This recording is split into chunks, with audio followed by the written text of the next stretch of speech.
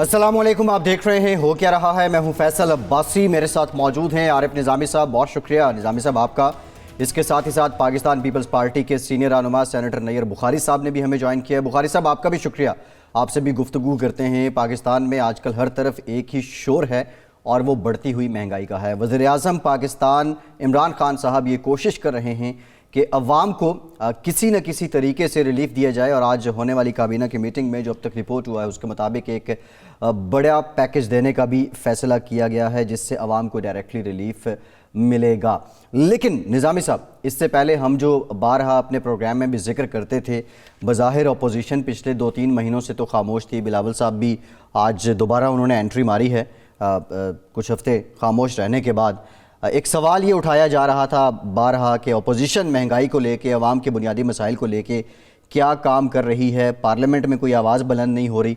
तो आज क्या आपको लगता है कि एक मुस्तनद जवाब मिल गया? जी, आज तो ख्वाजा आसिफ साहब और बिलावल भुट्टो साहब दोनों ने फ्रंट फुट पे आकर अटैक किया जी हुकूमत पर, महंगाई के मामले में, नालायकी और नाअहली के मामले में। बिलावल भुट्टो साहब ने तो इमरान खान को याद दिलाया जिसमें उन्होंने कहा था कि वज़ीर-ए-आज़म करप्ट होता है तो महंगाई बढ़ती है, और वो कहा कि वज़ीर-ए-आज़म से सवाल किए बताएं कि अब कौन करप्ट है। तो ये खासी सख्त ज़बान है जी। तो नैयर बुखारी साहब हमारे साथ मौजूद हैं। बुखारी साहब अस्सलाम वालेकुम। अस्सलाम वालेकुम रामी साहब। ये बुखारी साहब बताइए कि आज बिलावल साहब बड़े फ्रंट फुट पे खेल रहे थे, इतने दिन खामोश रहने के बाद यकदम आज वो फट पड़े, इसकी कोई ख़ास वजह? शुक्रिया। देखिए, गुजारिश है कि चंद दिन पहले भी चेयरमैन बिलावल ने कराची में कहा था कि ये महंगाई इनसे कंट्रोल नहीं हो रही, इन्फ्लेशन बहुत ज़्यादा हो रही है, अगर ये कंट्रोल नहीं करेंगे तो हम मार्च में एहतजाजी तहरीक भी शुरू करेंगे। आज चेयरमैन बिलावल ने जो गुफ्तगू की पार्लियामेंट में, नेशनल असम्बली में, आज दिन मुकर्रर था, आज इकॉनमी पे बहस होनी थी और जो प्राइस हाइक हुई है उस पर बहस होनी थी। लेकिन आप ये देखें कि कोई सीनियर बंदा वहाँ मौजूद नहीं था, सो मच सो कि जो एडवाइज़र ऑन फाइनेंस हैं वो भी मौजूद नहीं थे, और इन्होंने कितना सीरियसली लिया असेंबली की प्रोसीडिंग्स को वो उनकी प्रेजेंस से नज़र आ रहा है। चेयरमैन बिलावल ने जो गुफ्तगू की वो उन फैक्ट्स पे की और उन फिगर्स पे की जो स्टेट बैंक ऑफ पाकिस्तान ने जारी किए या शुमारियात डिवीज़न ने जारी किए, कि जो इन्फ्लेशन के हवाले से बात हुई और जो पॉवर्टी लाइन से लोग नीचे जाने वाले bye end of this fiscal year 18 million, वो बात की उन्होंने। और फिर ये भी बताया कि जी जब पाकिस्तान पीपल्स पार्टी की गवर्नमेंट 2008 में थी तो 2013 तक वो कितना बोरोइंग करते थे डेली, 5 बिलियन के एन के बारे में कहा। ये वो स्टैटिस्टिक्स हैं जो स्टेट बैंक ने दी हैं। 8 बिलियन एन की गवर्नमेंट थी और 25 बिलियन डेली पे ये तहरीक इंसाफ वाले जो हैं ये लोन ले रहे हैं। और आप ये देखें कि इन पिछले 11, अभी स्टेट बैंक की ये स्टेटमेंट है जी कि पिछले 15 से 18 माह में 11,000 बिलियन रुपीस इन्होंने लोन ले लिया। और इकोनॉमी के बारे में पहले भी इस किस्म की खबरें आ रही थीं कि ये कंट्रोल नहीं कर पा रहे और ना ही प्रॉपर मेजर्स ले रहे हैं। और अभी भी जो मेजर्स ये अनाउंस करते हैं वो उसी तरह आप उन्हें फेंक के कि जिस तरह वो 50 लाख मकानों की बात करते हैं और 1 करोड़ नौकरियों की बात करते हैं, इसी किस्म की। अभी ये रिसेंट जो रिलीफ अभी आज में उन्होंने दिया 15 बिलियन रुपीस का, तो वो भी बजरिया यूटिलिटी स्टोर्स। आप देखें 70% पॉपुलेशन पाकिस्तान की देहातों में रहती है और देहातों में तो यूटिलिटी स्टोर्स नहीं है। और ये फिर ये सब्सिडी, मैं समझता हूँ ये अमाउंट इन्होंने इंजेक्ट किया है यूटिलिटी स्टोर्स में, और यूटिलिटी स्टोर्स बाय उसी कीमत पे करेंगे मिल ओनर्स से, चाहे वो शुगर है, चाहे वो घी है, चाहे वो आटा है, जो भी चीज़ वो खरीदेंगे वो मार्केट प्राइस पे खरीद के तो वो सब्सिडाइज करके देंगे। तो ये एक और बेनिफिट अपने क्रोनीज को उन्होंने दिया।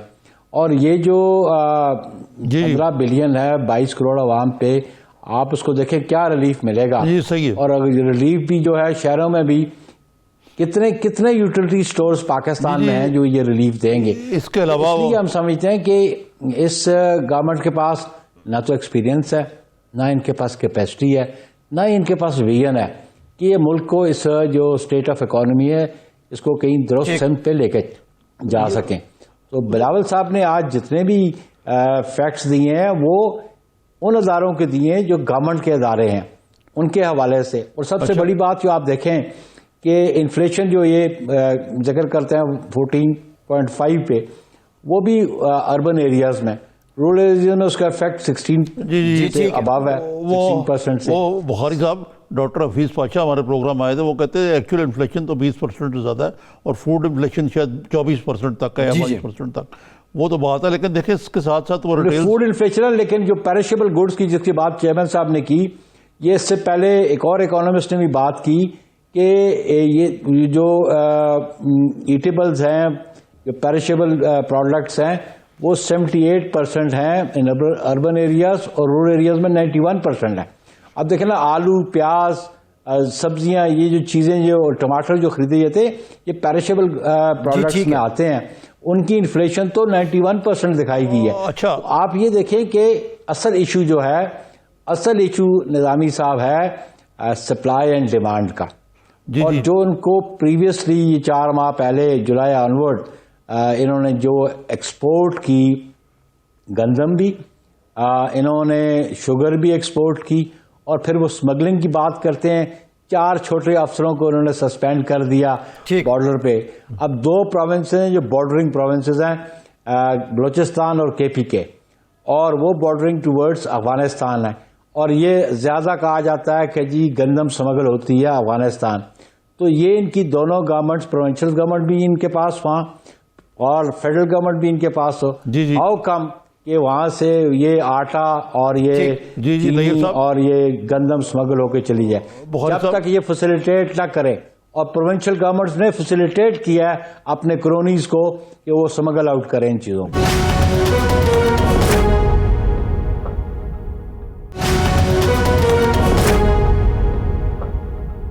جو بخاری صاحب لیکن یہ تو سارا ملبہ ہر بات میں سندھ گورنمنٹ پر ڈال دیتے ہیں کہ جی سندھ گورنمنٹ کی نالائکی کی وجہ سے سارا کچھ ہو رہا ہے، مہنگائی بھی یا پچھلی حکومت کی یا سندھ گورنمنٹ کی بیماری ہے. آج وہ مراد سعید صاحب نے بڑی دھواں تقریر کی، انہوں نے بڑے رقیق حملے کیے بلاول صاحب پہ بھی. یہ تو اپنی جگہ پہ، یہ آپ کی بات بالکل درست ہے کہ یہ حکومت جو ہے یہ تو محض جو سمٹمز ہیں ان کو ٹریٹ کر رہی، جو بنیاد ہے یعنی کہ جو اکانومی کا انجن ہے وہ تو نہیں چل رہا. اور ایک راشن کارڈ والی اور بلیک مارکیٹ کی اکانومی جو ہے وہ پیرلل اکانومی اس کو کھڑا کر رہے ہیں، جو کہ مسئلے کا حل نہیں ہے. لیکن ایک دوسری بات جو ہے بلاول صاحب نے کہی، وہ کہتے ہیں کہ یہ نیب کے جو فریش کیسز ان پہ کھولے گئے ہیں، جب وہ 1 سال کے تھے تو اس حوالے سے ان کے اوپر کیس کھول دیے گئے ہیں. یہ ساری انہوں نے کہا ہے کہ یہ نیب جو ہے یہ تو اعلیٰ کار ہے PTI کی اور حکومت کی، اور اس کا مقصد جو ہے انتقامی کارروائیاں. تو ایک دم کیا بلاول صاحب سے ہوا جو اتنی شد و مد سے وہ نیب ان کے پیچھے پڑ گئی بقول ان کے؟ دیکھیے، نیب نے پہلے بھی چیئرمین صاحب کو 2 دفعہ بلایا اور انہوں نے جو ایک سوال نامہ دیا اس کا انہوں نے جواب دیا. نیب کی پرفارمنس اور کارکردگی آپ دیکھیں کہ جو پچھلے عرصے میں کورٹس کی ججمنٹ ہے، وہ ججمنٹس آپ دیکھ لیں، چاہے وہ رانا ثناء اللہ کی کیس ہو یا مفتاح اسماعیل کا کیس ہو یا ابھی کیس جو ہے شاہد خاقان عباسی کا اور احسن اقبال کا، جہاں پہ نیب اپنی رپورٹ سبمٹ نہیں کر رہی. اور آج بھی آپ نے پیپرز میں پڑھا ہوگا کہ چیف جسٹس اسلام آباد ہائی کورٹ کو خاصے برہم تھے کہ اصل میں بات یہ ہے کہ یہ ان کے منسٹرز پہلے بیفور ہینڈ کہتے ہیں نیب انڈیپینڈنٹ ادارہ ہے، بیفور ہینڈ اناؤنس کرتے تھے، شیخ رشید اناؤنس کر رہا ہے، کوئی اور منسٹر اناؤنس کر رہا ہے، اب فلاں کی گرفتاری آنے والی ہے، فلاں کی گرفتاری آنے والی. تو میننگ دیر بائی کہ وہ ان کولیبوریشن تھے گورنمنٹ بھی اور نیب بھی. لیکن نیب نے جتنے بھی پولیٹیکلی موٹیویٹڈ کیسز بنائے، جب ان کی جوڈیشل اسکروٹنی ہوئی تو اس اسکروٹنی میں وہ کوئی چیز اسٹیبلش نہ کر سکی یا بادی النظر میں وہ مقدمہ بنتا بھی نظر نہیں آتا. بیل تب ہائی کورٹ اور سپریم کورٹس دیتی ہیں جب وہ محسوس کرتی ہیں کہ بادی النظر میں مقدمہ کی بنیاد درست نہیں یا مقدمے میں پراپر ایویڈنس نہیں یا وہ مٹیریل نہیں تو وہ بیل لے لیتی ہیں. تو یہ ان کی پرفارمنس تو نہایت کی آپ کے سامنے ہے. اور جن کیسز پہ چیئرمین کو بلایا جا رہا ہے کہ زرداری گروپ آف کمپنیز پہ وہ ڈائریکٹر تھے اور ان پہ انہوں نے بہت پہلے کہا کہ میں تو زیر تعلیم تھا اور مجھے ان کمپنیز کے بارے میں ان کی جو ایشوز تھے وہ میرے نالج میں نہیں ہیں اور جو آپ مجھے طلب کر رہے ہیں میری تو یہ ریٹن اسٹیٹمنٹس میں نے آلریڈی آپ کو دے دی ہیں.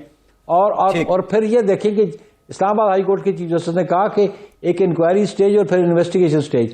انہوں نے کہا کیا ریزنز کیا ہوتے ہیں کہ جب تک آپ کے پاس سفیشینٹ مٹیریل نہیں تو انکوائری سٹیج پہ آپ گرفتار کر لیتے ہیں. مثلا آپ خورشید شاہ صاحب کا کیس لے لیں جی, اس میں انکوائری سٹیج پہ ان کو گرفتار کر لیا.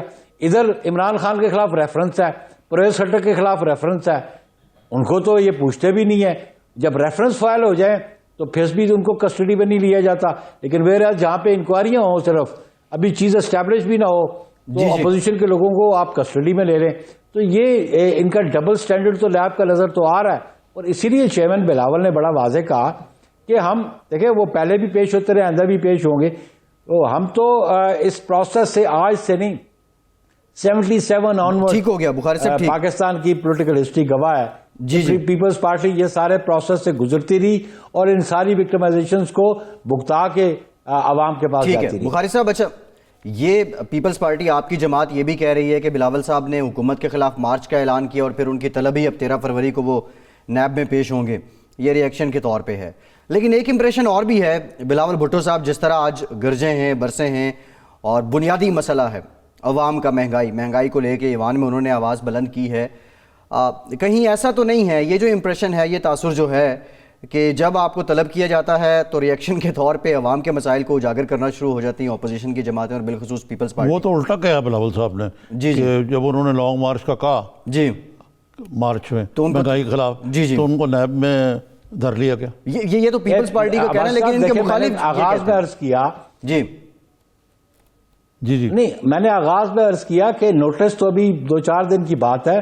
چیئرمین بلاول نے تو بہت پہلے کراچی سے اناؤنس کیا تھا کہ اگر یہ مہنگائی کنٹرول نہ ہوئی, عوام کے ایشوز اگر پولیٹیکل لیڈرز لے کے نہیں چلیں گے تو اور کون لے کے چلے گا؟ اگر آپ ویکیوم کریٹ کر دیں گے تو پھر اس پہ جگہ کوئی اور آ کے لے لے گا. پاکستان پیپلز پارٹی تو ایک عوامی جماعت ہے جس نے عوام کے حقوق کے لیے ہمیشہ جدوجہد کی ہے اور عوام کی آواز بنی ہے. تو اس لیے آج جو صورتحال ہے آپ دیکھیں یہ کہ میڈیا پہ بہت سارے لوگوں کے ویوز آ رہے تھے کامنرز کے. بنیادی بات یہ ہے نظامی صاحب کہ اس ملک میں جب بھی ہم نے دیکھا پیٹرول مہنگا ہوا تو اس کا ایفیکٹ تمام کموڈیٹیز پہ پڑتا ہے, اکانومی ایفیکٹ کرتی ہے. یہ 15 ارب کی کوئی ریلیف نہیں ہے. ان کو چاہیے یہ تھا کہ یہ پرائسز کم کرتے, ٹیکسز میں کمی کرتے یا پرائسز کم کرتے تاکہ ایک کامن آدمی کو ریلیف ملتی. کامن آدمی کو ریلیف ملتی ہے پیٹرول کی صورت میں. ہمیشہ ہم نے دیکھا جب, اور پھر آپ دیکھیں 70s اور 80s میں 60s میں بجٹ سال میں ایک دفعہ آتا تھا, جو پرائسز بھی بڑھتی تھی ایک دفعہ بڑھتی تھی, پھر سارا سال وہ قائم رہتی تھی. اب پچھلے کچھ عرصے سے ہم دیکھ رہے ہیں کہ ہر 15 دن کے بعد مہینے کے بعد پرائسز جو ہیں یہ چینج کرتے رہتے ہیں. دراصل آج آپ نے جو بات کہی ہے نا یہ آج خود پی ٹی آئی کے بعد وزراء نے کہا کہ آپ پیٹرول کی قیمتیں کم کریں جیسے قیمت کم ہو. وہ تو اس طرف تو آتا ہی نہیں ہے نا. یہ وہ آئی ایم ایف کی ٹیم یہاں لٹ لے کے بیٹھی ہوئی ہے, اس کی کنڈیشنلٹیز ماننی ہے ہم نے. آئی ایم ایف کی ٹیم ہی اس وقت برسکدار ہے, وزراء وزیر خزانہ بھی وہیں سے امپورٹڈ ہیں, گورنر اسٹیٹ بینک بھی وہاں سے. تو وہ کیسے کریں گے؟ میرا اصل سوال آپ سے یہ ہے کہ خواجہ آصف صاحب نے کہا ہے کہ جی ہم نہ کوئی تحریک چلائیں گے, نہ ہم حکومت کو سازش سے نکالیں گے, نہ کوئی ڈیل سے خطے کریں گے. تو یہ آپ کا اور پی ایم ایل این کا طریقہ شاید انہوں نے نہیں کہا, تحریک کا نہیں کہا, ڈیل بھی نہیں کریں گے اور سازش بھی نہیں کریں گے. تو یہ کوئی P T I P M L N اور پی پی پی میں دوبارہ کوئی انڈرسٹینڈنگ کی ضرورت ہے؟ میری سن لیں. جی نہیں دیکھیں اپوزیشن, دیکھیں جیسے ٹریجری بینچز کے الائنسز بنتے ہیں اسی طرح اپوزیشن کی بھی گفت و شنید ہوتی رہتی ہے. پولیٹیکل پارٹیز ایک کامن ڈینومینیٹر پہ اکٹھے ہو جاتے ہیں. لیکن آپ کو میں تھوڑا سا یاد کرانا چاہتا ہوں, شاید آپ بھی اس وقت اسٹوڈنٹ ہو جب ایوب خان کے خلاف تحریک شروع ہوئی تھی. اس وقت تحریک بنیادی طور پہ چینی مہنگی کرنے پہ شروع ہوئی تھی. اب یو مسٹ ریکال دیٹ. جی مجھے یاد ہے. اور پھر وہ بالکل یاد ہے جی. تو پھر وہی ایک ایجیٹیشنل پالیٹکس بنی, وہی تحریک چلی جس سے ایوب خان کا اقتدار چلا گیا. اب میں بھی یہ عرض کرنا چاہتا ہوں کہ آج جو کامن آدمی ہے وہ بڑا بیڈلی افیکٹڈ ہے اس پرائس ہائیک سے, اس مہنگائی سے بہت تنگ ہے. اور پچھلے 2 ماہ میں آپ دیکھیں کہ آٹے کی مجھے لوگ بتاتے ہیں کہ 1 مہینے گئے تو 1600 روپے کا تھیلا تھا, اور پھر گئے ہیں تو 22 کو اب 2600 روپے کا ہو گیا. پھر آپ یہ دیکھیں چینی کی, اب وہ چینی کی پرائس اسلام آباد میں تو 90 روپے کلو سے زیادہ مہنگی بک رہی ہے. اور یہ جو میڈیا پہ یہ رپورٹس دے رہے ہیں وہ تو بہت کم بتا رہے ہیں کہ 78 یا 84. پریکٹیکلی آپ دیکھیں تو مہنگائی جو ہے اس کی وجہ سے کموڈٹیز خریدنا ایک کامن آدمی کی ریچ سے باہر ہو گیا. جی جی. اور جب دیکھیں اس کو بے روزگار آپ کریں گے, جو روزگار پہ ہیں ان کو کھانے کو میسر کچھ نہیں ہوگا, تو تحریک تو چلے گی. اور تحریک چلے گی, اور جب پولیٹیکل لیڈرشپ لیڈ کرے اس کو, تو پھر آبویسلی اس کے ریزلٹس تو نکلتے ہیں اور اس کے نتائج تو ضرور نکلیں. بہت بہت شکریہ. ٹھیک, بہت شکریہ نیر بخاری صاحب, آپ کے وقت کا بہت شکریہ. آپ موجود تھے, آپ نے کہا کہ سیاسی خلا اب شہباز شریف صاحب نہیں ہیں پاکستان میں پچھلے کئی مہینوں سے, کیا ان کی غیر موجودگی بھی کسی خلا کا باعث ہے؟ بریک کے بعد اس پہ بات کرتے ہیں, ہمارے ساتھ رہیے.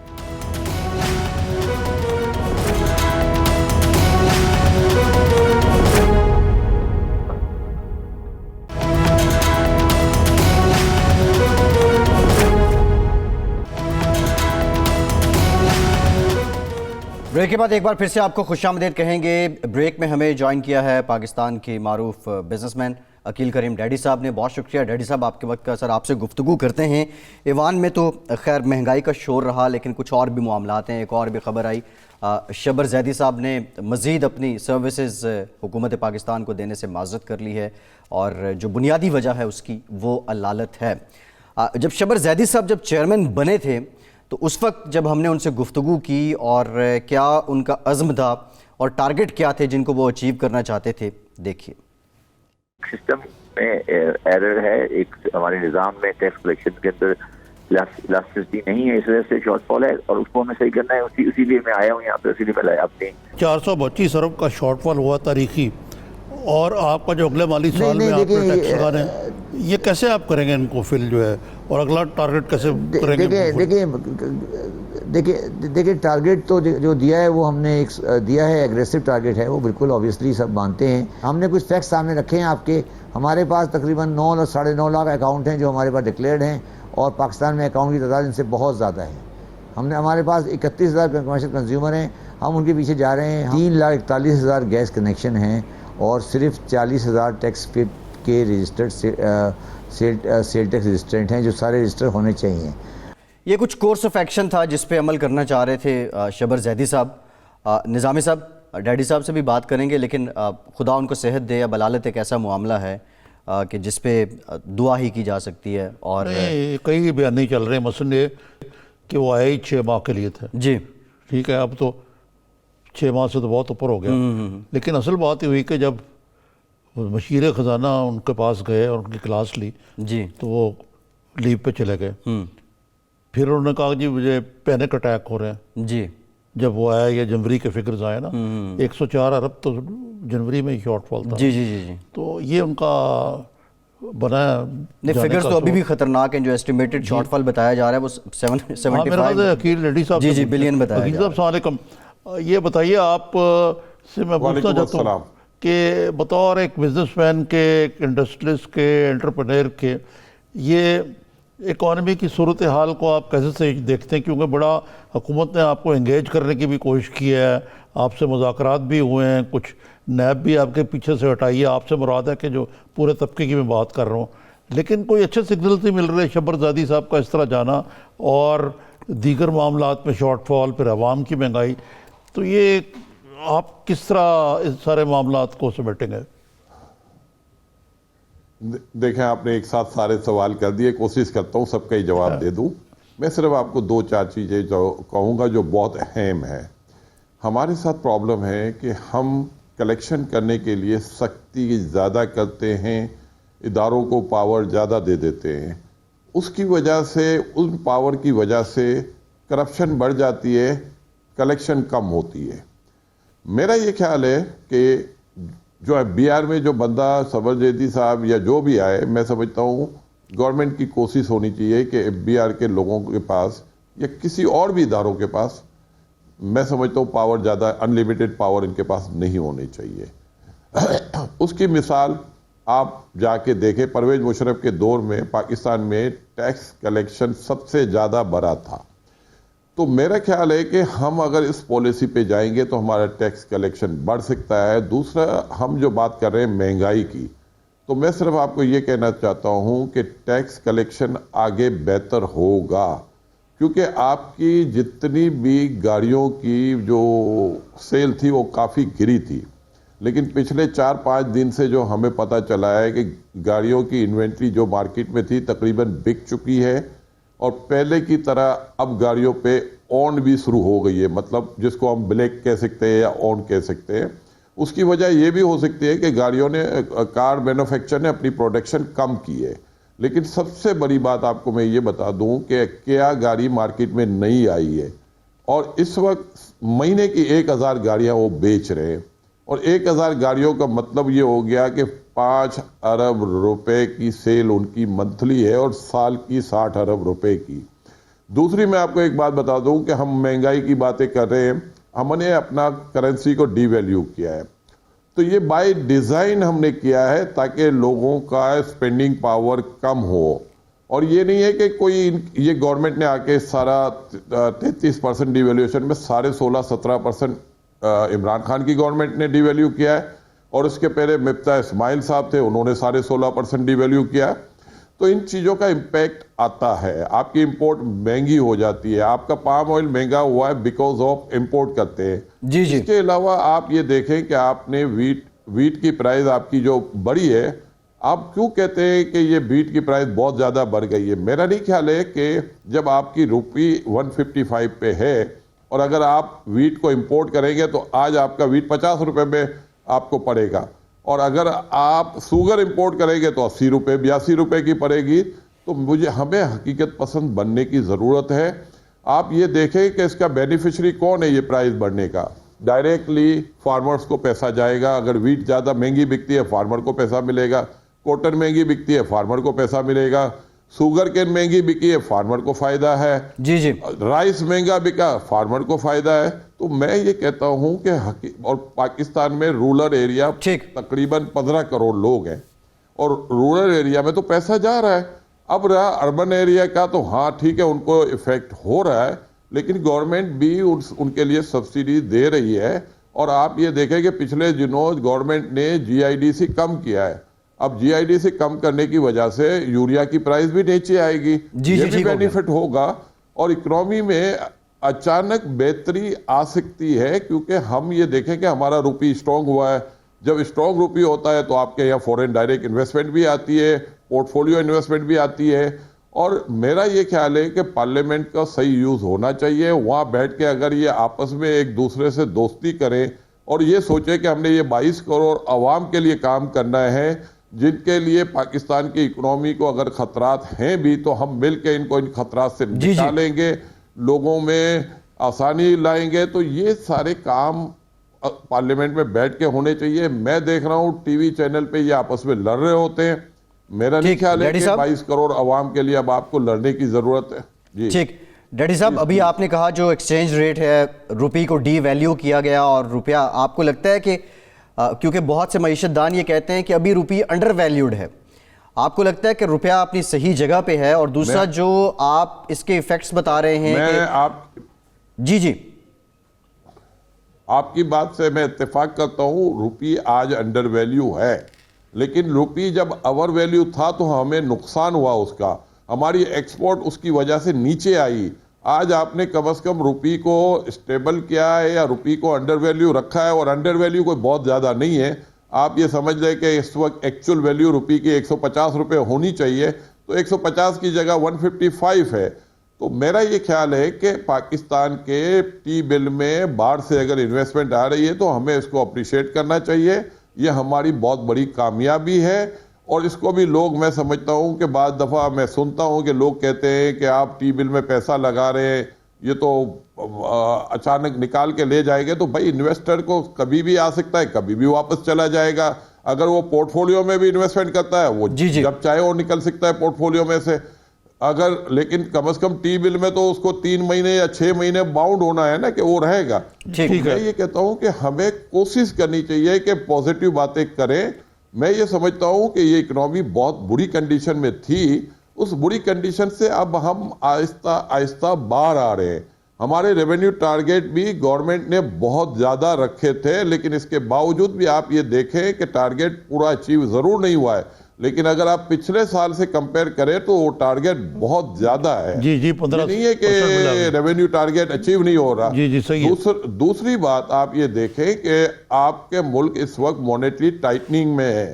ہائر انٹرسٹ ریٹ میں ہم چلے گئے ہیں. ہائر انٹرسٹ ریٹ میں عموماً گروتھ کم ہوتی ہے, تو آپ کی گروتھ بھی کم ہوئی ہے. اس کے باوجود بھی آپ کے جو ریونیو حاصل ہو رہا ہے یہ مناسب ہے. اگر ہم کوشش کریں گے, ہم مل جل کے بیٹھیں گے, شور شرابے سے باہر نکلیں گے. اب لوگ مجھے کہہ رہے ہیں کہ چینی کی پرائز 80 روپے ہو گئی. ارے بھائی, اگر 230 روپے گنا خریدو گے اور 13 روپے اگر سیل ٹیکس آپ دو گے تو پھر پرائز تو صحیح ہے. تو میرا نہیں خیال ہے کہ یہ پرائز کم ہو سکتی ہے. ان میٹنگ کرنے کا کوئی فائدہ نہیں ہے.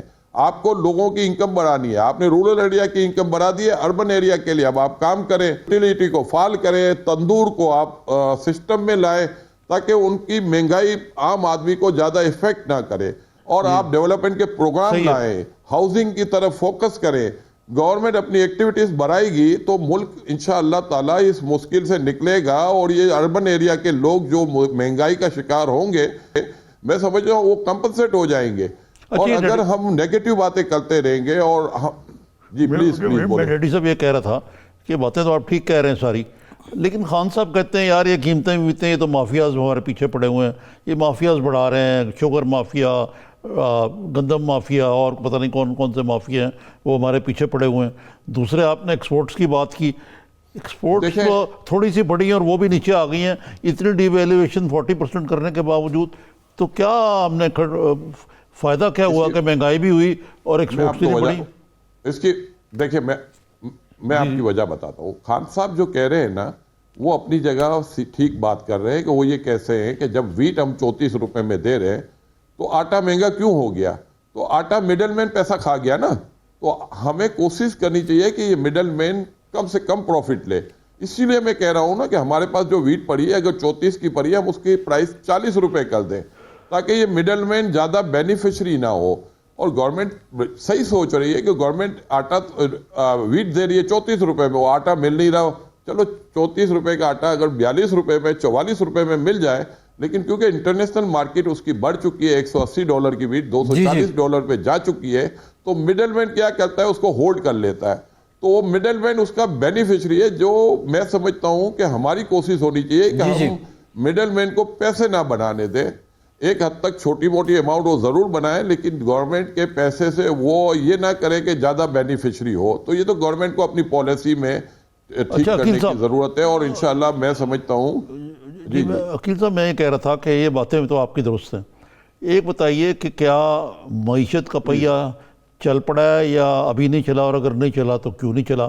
اسی طرح کیا وجہ ہے, آپ تو کراچی میں بیٹھے ماشاءاللہ, یہ اسٹاک ایکسچینج کیوں نیچے جائی جا رہی ہے, اس کی وجہ کیا ہے؟ دیکھیں میں آپ کی وجہ اس کی وجہ بتا دیتا ہوں. مارکیٹ میں نے آپ کو ابھی آٹو کا بتایا, آپ یہ دیکھیں آٹو کی سیل بڑھی ہے, آپ یہ دیکھیں سیمنٹ کی سیل بڑھی ہے, آپ یہ دیکھیں کہ کاسٹ آف ڈوئنگ بڑھا ہے. تو سیل تو بڑھی ہے لیکن ان کی پروفیبلٹی تھوڑی سی کم ہوئی ہے. تو وہ پروفیبلٹی کم ہوئی ہے, لیکن میں یہ نہیں سمجھتا ہوں کہ یہ پروفیبلٹی لمبے عرصے تک کم رہے گی. ہم نے فائنانس منسٹری کو یہ بھی بتایا تھا کہ بھائی آپ جو انفلیشن کے نمبر دیتے ہیں اس میں آپ رینٹل انکریز جو دکھاتے ہیں اس کو ہم اتفاق نہیں کرتے, کیونکہ ہمارا یہ خیال ہے کہ ہاؤسنگ یا رینٹل نیچے آئے, اوپر نہیں گئے. تو یہ میں سمجھتا ہوں فائنانس منسٹری کو اس کو فوکس کرنے کی ضرورت ہے. اور اگر یہ انفلیشن کے نمبر تھوڑے بہت نیچے آ جاتے ہیں تو گورنمنٹ انٹرسٹ ریٹ کم کر سکتی ہے. और जी। इसकी एक्टिविटीज बढ़ सकती है। और जो आप ये कह रहे हैं कि मईशत स्लो है, मईशत स्लो जरूर है, लेकिन काम अभी भी हो रहा है। आपके एक्सपोर्ट्स के ऑर्डर बहुत ज्यादा मिले हुए लोगों को, लोग एक्सपेंशन में जा रहे हैं, लोग इंडस्ट्रियल प्लॉट ढूंढ रहे हैं। मैं वो एक्टिविटीज देख रहा हूं जो पाकिस्तान को बहुत आगे ले जाएगी। मैंने अभी आपको बताया ना कि क्या गाड़ी को आए हुए लंबा अरसा नहीं हुआ, इस वक्त वो 1 महीने में 1000 गाड़ी बेच रहा है, तो ये बहुत बड़ी सक्सेस है उनकी। जी। और ये पाकिस्तान में ये एक्टिविटीज अब बढ़नी शुरू हो गई है। तो ये आप आने वाले दिन में देखेंगे कि ये जो रेवेन्यू टारगेट आपने अचीव किया है उसमें कस्टम रेवेन्यू आपका काफी नीचे आया है, उसके बावजूद भी आपका रेवेन्यू टारगेट लास्ट ईयर से बेहतर है। ये चीज भी इंडिकेट करती है कि आपकी इकोनॉमी राइट साइड पे जा रही है। हमें थोड़ा सा सब्र करना चाहिए। अगर हम ये सोचते हैं कि 18 महीने में 70 साल के बिगाड़ को आप ठीक कर देंगे तो ये पॉसिबल नहीं है। मैं ये नहीं कहता कि सारी इनसे चीजें सही हुई है, 2-4 गलतियां भी हुई है, और ये हमें टाइम इनको देना चाहिए ताकि ये एक्टिविटीज के साथ साथ इनको चांस मिले अपनी गलतियों को सुधारने का। जैसे मैंने अभी कहा कि हमें कोशिश करनी चाहिए कि गवर्नमेंट का बेनिफिशियरी मिडल में नहीं होना चाहिए, गवर्नमेंट का बेनिफिशियरी फार्मर होना चाहिए। बिल्कुल ठीक है। या जो पब्लिक है वो होनी चाहिए। ठीक, बहुत शुक्रिया अकील करीम डैडी साहब का, आप हमारे साथ मौजूद थे। बिजनेस मिडल मैन को कंट्रोल करना किसका काम है? Again question comes on governance. निजाम साहब, गवर्नेंस बेहतर होगी तो मिडल मैन का रोल जो है वो भी उनके मुताबिक। तो ब्रेक के बाद जरा इसी से मुतालिक मजीद बात करते हैं, हमारे साथ रहिए।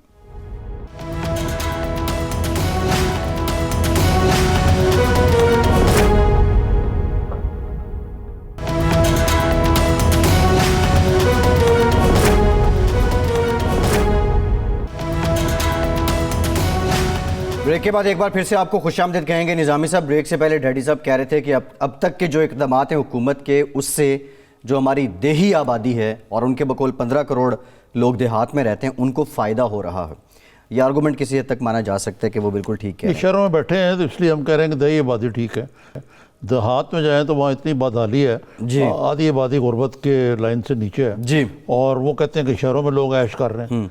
तो ये तो अपने आप को तसलियाँ देने वाली बात है। आज कैबिनेट मीटिंग हुई है, उसमें दूसरे अकील डैडी साहब ने जो आमतौर पे इकोनॉमिस्ट कहते हैं फॉरेन डायरेक्ट इन्वेस्टमेंट, उनका बड़ी अच्छी बात है। हॉट मनी जो है ये बुरी बात है।